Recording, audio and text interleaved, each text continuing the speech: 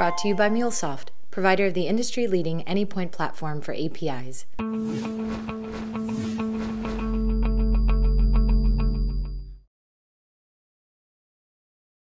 All right. For those that don't know me, my name is Ed. Today I'm here. I'm a member of the team of people who are developing a service called OpenCage Data. It's a meta geocoding API. We're part of a larger company called Loku, which I founded about 8-9 years ago. And we do a lot of things around geodata. So I'm going to tell you a bit about our project and what we're doing here, and hopefully convince you it's a great thing and you should sign up and use it. But I'm also going to talk more about the larger problem that we're trying to address, and that is our service is an API around open or freely available data. So that creates lots of unique challenges, and perhaps those are applicable then to your own businesses. So I'm going to begin by giving a brief introduction to what we do so that it sets up so you know what we do so that it can set up the examples that you're going to see later. But it's a brief introduction, and then after that the talk is going to be much more general and hopefully provide information of things that are applicable to your businesses or your services. Okay, so the first question, of course, that you ask when you're building something new is what problem are we going to solve? In our case, it's a very simple question to ask, and that is, where are we?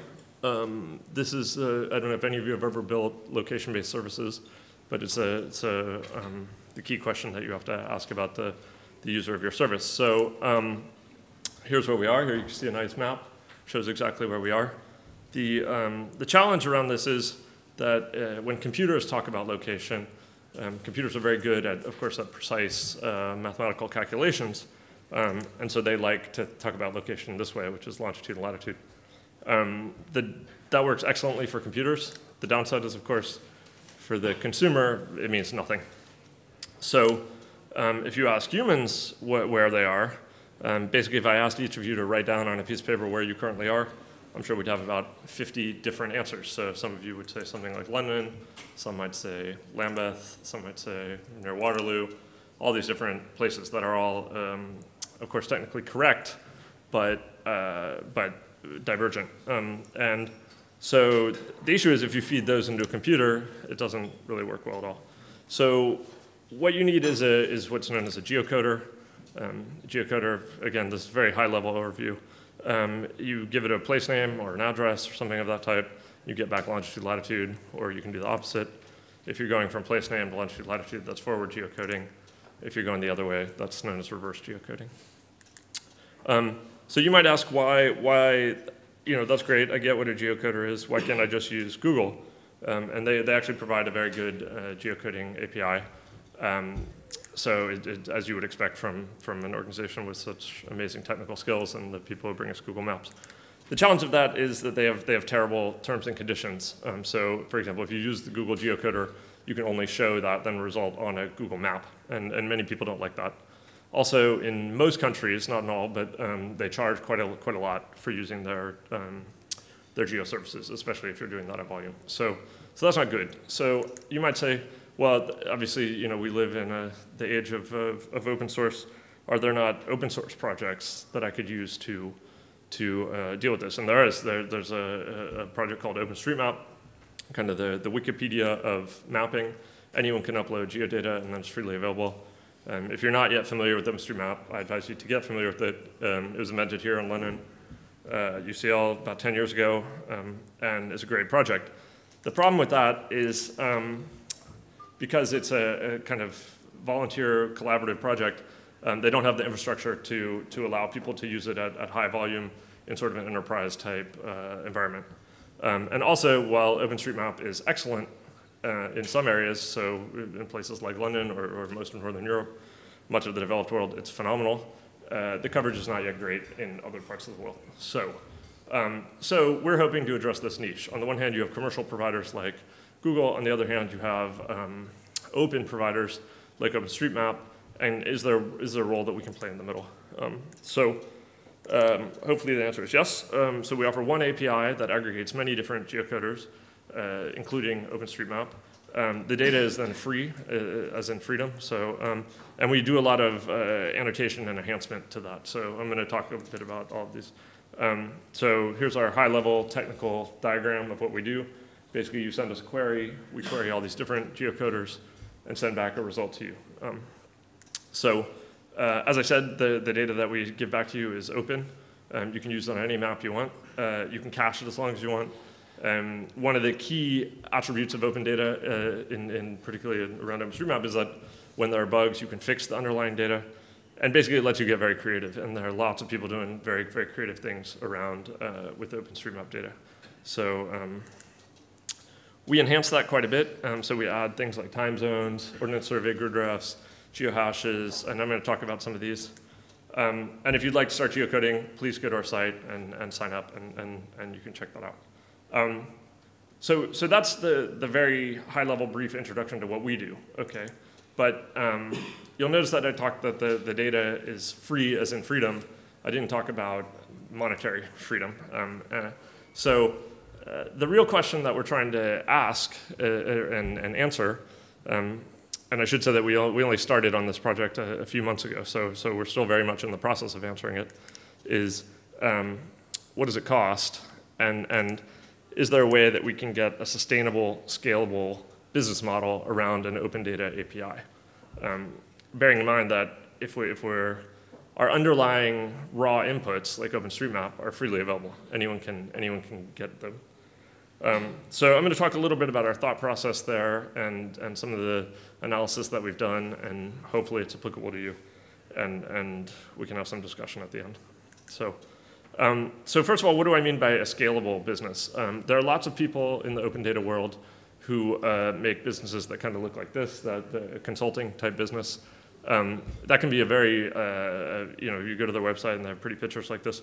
That can definitely be a good business, but it's not particularly scalable in that typically the consulting model is people get paid per hour or per project or whatever, and if you want to earn more money, you have to work more hours or sell more projects or whatever, and that's not the kind of business that we're trying to make. We're trying to make a much more traditional consumer internet business or technology business that kind of just runs, and hopefully we get paid along the way without having to incrementally hire more people. So the key question, first of all, we have to ask is, what is the differentiator that we can offer when, as I said, our raw inputs are basically freely available to anyone?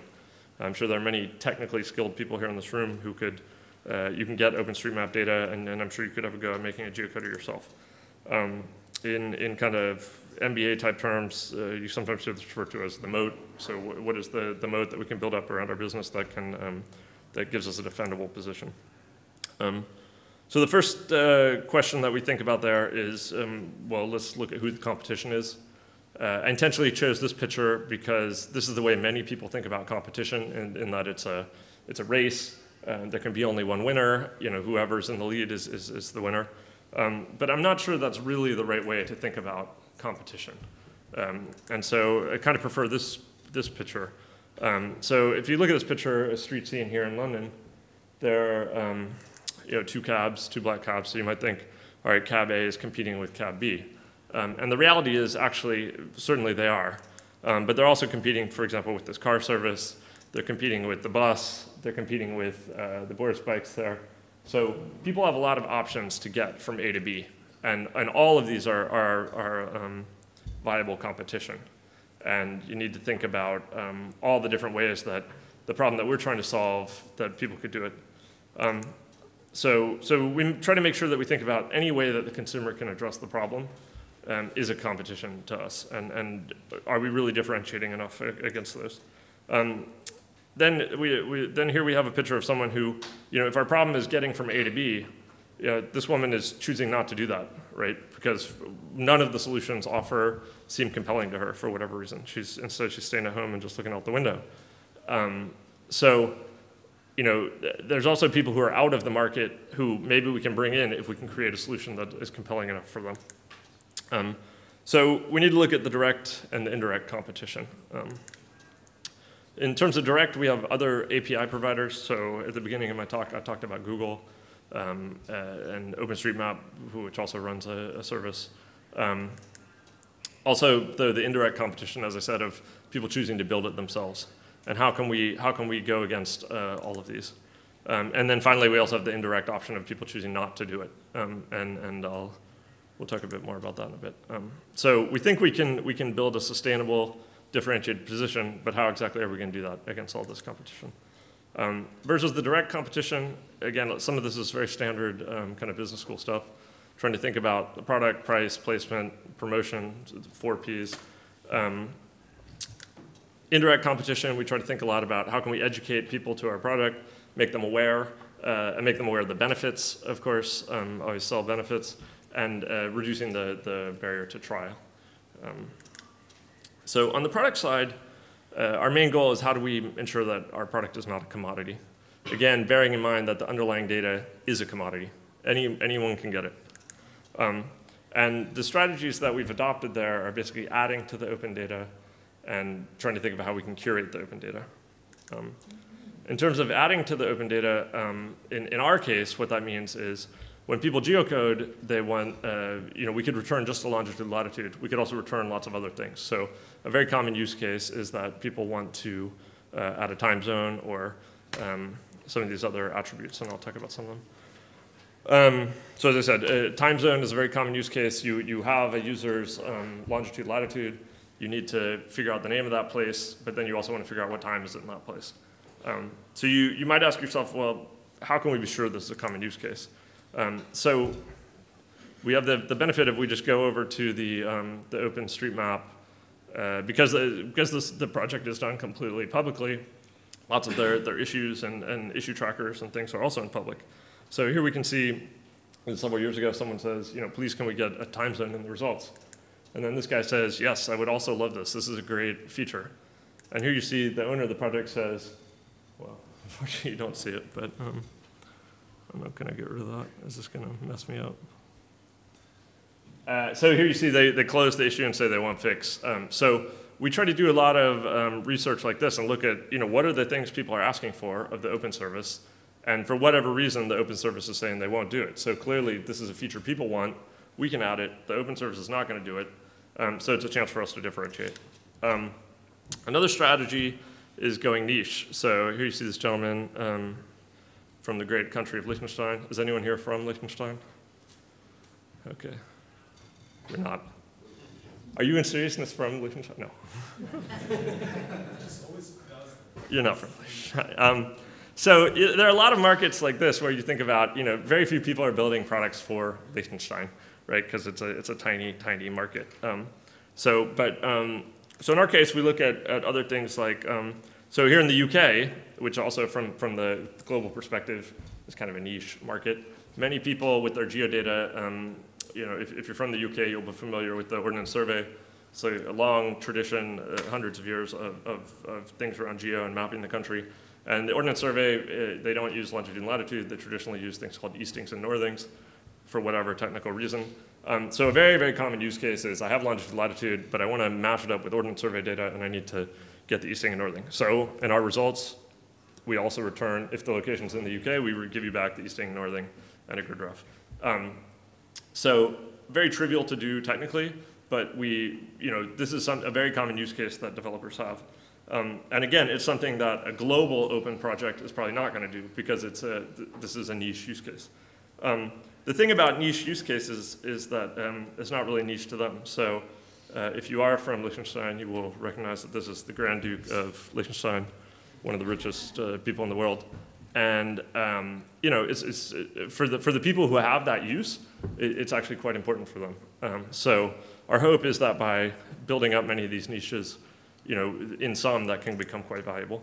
The key, though, in doing that you need to think about is how do you keep your technical architecture simple? Because if I have, if Liechtenstein do this, if UK do that, and whatever, it can get very, very complicated quickly. So I actually thought about what picture I should put here, and I was searching around, like, what can I show that's simple? And then I was like, fuck it, let's just keep it simple. So, but that's really something we think a lot about in designing our service is there a way, how can we scale it up and deal with many niches, but keep the technical complexity low? And frankly, it's not simple, but it's a challenge. So the other thing we think about here is this is the Liechtenstein army, actually, and can we get them to help? So I don't think it's actually the Liechtenstein army. It's some reenactors or something. But the Liechtenstein army, I'm not trying to disparage them, but it's not probably the most capable military force in the world. So on their own, they're not going to be able to do much. But if we can motivate them and get them to help us, then is there a way we can plug them into the project and get them to contribute? And even though they're small, they can contribute and help. And if we get many, many small groups to help us, it can be quite valuable. So, all right, enough with the Liechtenstein. Although I was giving a demo of this talk, and we started talking about Liechtenstein, and someone told me a very interesting joke. Do you guys know the joke about the Liechtenstein army? So we have some time, so I'm going to tell you that. So in 1940s, when the Chinese Communist Revolution happened, I guess they nationalized everything and they took over the Liechtenstein embassy in China. So the Grand Duke of Liechtenstein said, give us our embassy back. You can't do this. And the Chinese said, well, no, we're not going to give it back to you. And the Liechtenstein said, well, you can't do this. We'll declare war on you. So the Chinese said, all right, bring it on. We have an army of 20 million people. Let's go.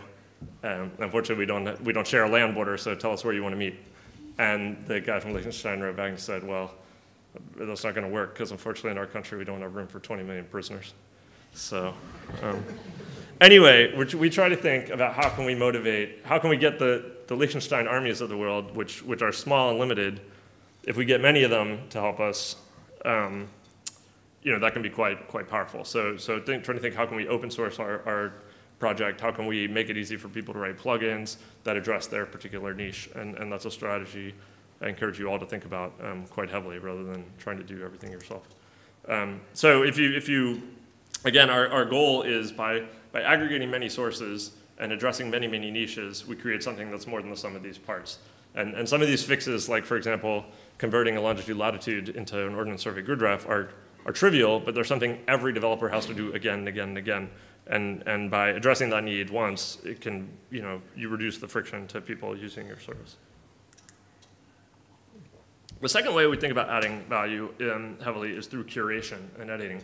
So one of the big problems with open data and a lot of these projects like OpenStreetMap, because of their volunteer nature, people can pump in all kinds of data, or with many open data initiatives, lots of data all of a sudden gets published, whether that makes sense or not.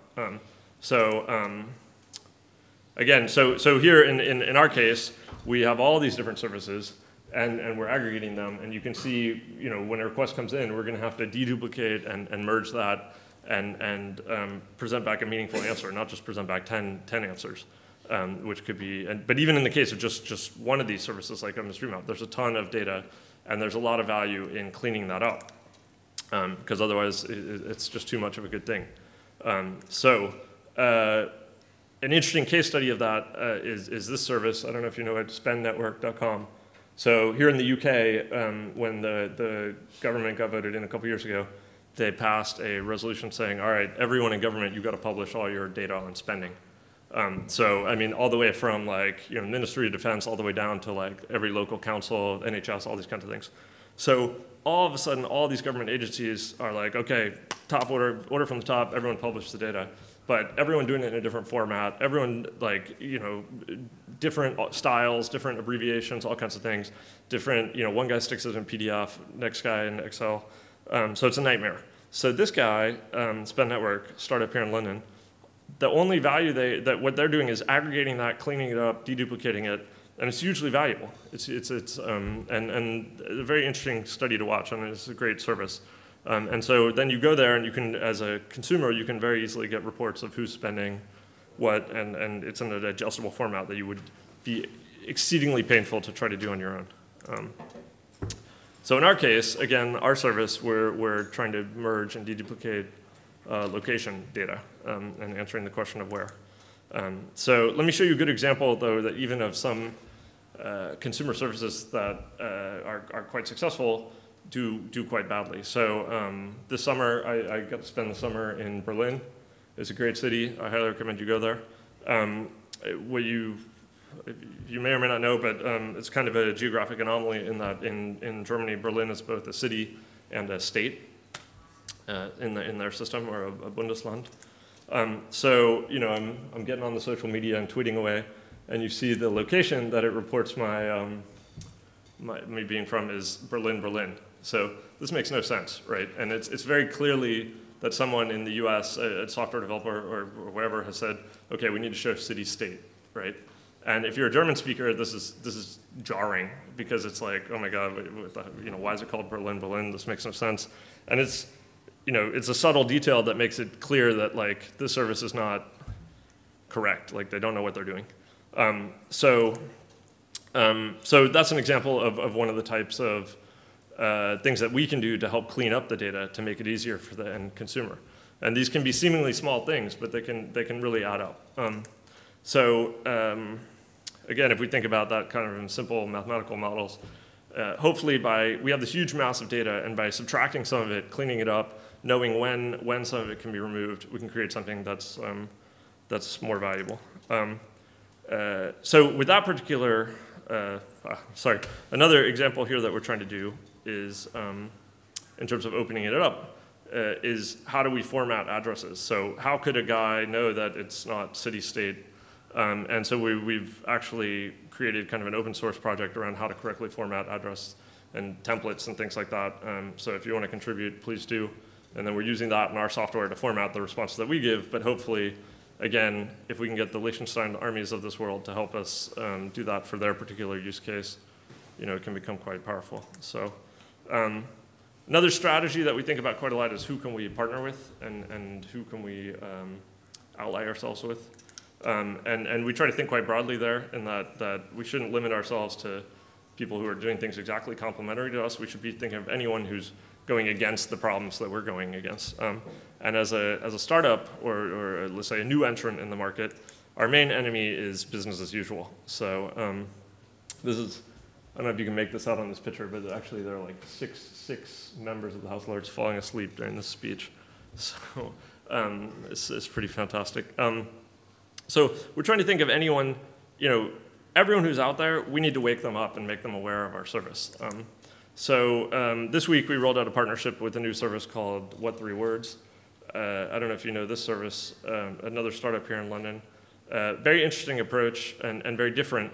And the reason it's interesting for us is that this is not an open data project. So even though the core feature that we're offering is that we release open data, and we provide an API around open data, we're not limiting ourselves to thinking, oh, we can only work with people who are open, or only people who support open data. I mean, this is a completely proprietary commercial service. But it makes sense for both of us to partner, because we're both kind of new entrants and trying to generate awareness. Very interesting, actually, project in that they took the entire world and divided it up into 3 meter by 3 meter squares, and then they assign each one 3 words, so that it's very easy to express to people where you are. So kind of an alternate addressing scheme for the entire world. And you might think, well, that doesn't make much sense, but it makes a lot of sense if you've ever tried to go to a business meeting in India, or anywhere in the developing world where addresses are terrible, and it's very hard to know where you are, or, for example, a location in the middle of a field or something. Anyway, the point is, these guys have a very different approach, and they've actually met a fair amount of skepticism from the traditional geography world, because people are so used to thinking in terms of longitude, latitude, and things like that. And these guys take a different approach, and it's not an open approach, it's a proprietary approach, but it still made a lot of sense for us to partner, because we're both trying to shake up what's currently done. Okay, I'm going to talk a bit about one of the key factors that we think about is, of course, pricing. How should we make some money off this thing? There have been several excellent talks here earlier today about different business models and things you can do to estimate the model. Actually, in the previous talk, you talked about that you should launch your pricing. You should have pricing clearly from the beginning, and you shouldn't say, oh, we'll figure it out later. We are definitely in the camp of we'll figure it out later. We're fortunate, though, in the regard that we're not a true startup. We're part of a bigger business, so we can afford to be a bit patient. And the main reason we chose to be a bit patient in that regard is, honestly, we don't know what to charge. And we're trying to learn. And the only way to learn is by getting in front of people and asking them and showing them the product and integrating with them. So we're considering lots of different models of what we could do. One of the things that I encourage you to do if you're thinking about that is most APIs that I've seen, or many, particularly at least in the geo space, have this model, right? In that there's some sort of free usage tier at the beginning, and then after that, as you use more, the price goes up, and eventually, and the rate at which the arrow goes up, and maybe it's exponential or whatever, but fundamentally, a lot of them look like this.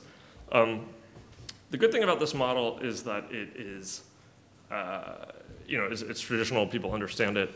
The bad thing about this model, though, is it discourages use, in that the more you use of my service, the higher your cost is going to be, and thus the bigger incentive you have to use less.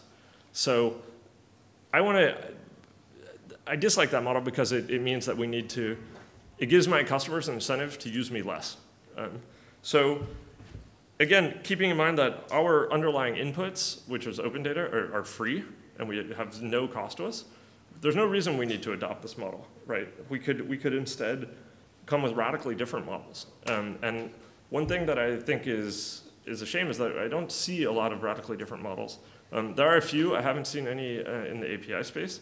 But we're trying to think much more of models like that encourage more and more use, and getting people, giving the customer an incentive to do more and more with us and get, let's say, locked in. So keeping in mind, business as usual is not what we want. All right, we want to. If we just adopt the same model as everyone else, then very quickly we're in the price comparison war with them. And Google, let's say Google costs this much and we cost this much. That's not necessarily a game we're going to win, because of we have a limited amount that we can invest, and someone like Google, if we have any success, they can just cut their price and we're done. So an interesting, it's not an API model, but one that we found kind of inspiring is, I don't know if you know this service, Pinboard. This is, I don't know if you remember the old Delicious service, the bookmarking service. So one of the guys who was, I think, the main engineer at Delicious, they got acquired by Yahoo, and then he eventually quit, and he created a Delicious clone. And he started it as a premium service from the beginning, but with a very different model. So it's based on the number of users, and then it goes up as they get more users. So you have a strong incentive to join quickly, right? And I thought that was quite clever, because, again, what I think many people take the old traditional models of the offline world and try to apply them to the online world. And that may make sense because consumers are used to it, but there's really no reason, because we have no physical inputs, and we can afford to be quite creative and come with completely inventive new models like this. And this model seems to be working quite well for him. He's very transparent about the money that he's earning, and he's made a thriving business out of it. So we're very hesitant to just blindly leap to the old model and just say, here's our price, and hopefully you'll like it and pay us. And instead, we're trying to now engage in conversations with all of our users and say, look, what about a model where you paid just a flat fee for all you can geocode? Or what about a model where a lifetime fee, would that be open to you? Or a model similar to this, where the sooner you sign up, the lower your prices. Things like that. And it's quite interesting seeing people's reactions. Some people are very open to this. Some people, like the old models and are familiar with that. So there's still a lot to be learned there. But for me, I think it's very important that we consider different models, and we have a unique opportunity. So I don't think we should squander that. Okay, so I've talked for a bit. I have a few final points, and then we'll open it up for any questions. Went a bit faster than I thought. So first off, hopefully I've convinced you our geocoder, you should check it out. Please go sign up if you have any geocoding needs. We would love to hear from you. Any thoughts you have about the service or feedback or pricing, please do. If you're here in London and you are into the geo stuff at all, we run an event called GeoMob. It's a very informal event. We meet every couple months, and you can go. Basically, we have 5 or 6 speakers who talk about different cool things they're doing around geo, and then afterwards we all go drink beers. It's a good time. Geo is a fascinating topic technically, but also it can be quite beautiful as people make interesting maps and visualizations. So I encourage you to come along. If open data is your thing, the UK is actually one of the world leaders in open data, mainly because there's this, the government is really quite pushing it. And I encourage you to check out the Open Data Institute, which is kind of I think it's funded, it's an independent body, but funded by the government, at least for the next few years. And they're doing lots of great things around open data. They run all kinds of trainings and events and things like that. And really trying to spearhead the open data movement here in the UK, also outside of the UK. I encourage you to check it out.